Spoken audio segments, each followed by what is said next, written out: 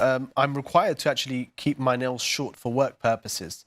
Is this something I'd have to reject, or is it something I can, while still doing the sacrifice, maintain? Okay, so the position ultimately, I'm not familiar with your specific work circumstance, so you may need to speak to someone, a scholar who knows your specific nuances.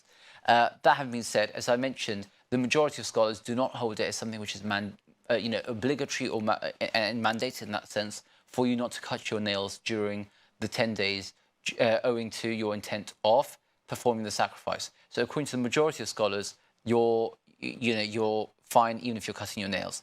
And according to all scholars, to the best of our knowledge, overwhelmingly, even those who say it's mandated, i.e. obligatory, they don't say that your udhiyah qurbani would not be valid or acceptable, right?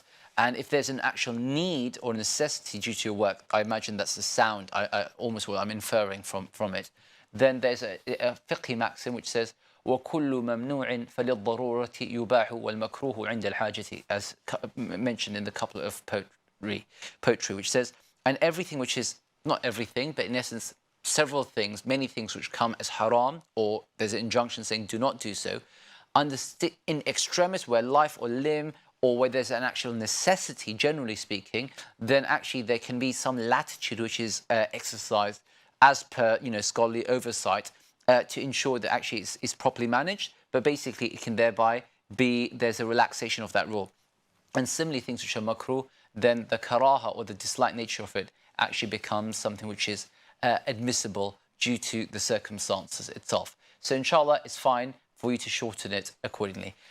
There's of course an option which, if you feel very passionately, strongly hold the view that it's the correct opinion is that it's not to be cut at all and it's haram to do so, then if it may be there's an option for you to take some days away off from work for leave, etc. But I don't think that sounds like it would be necessary given the spread and the breadth of the views which say it's not mandated.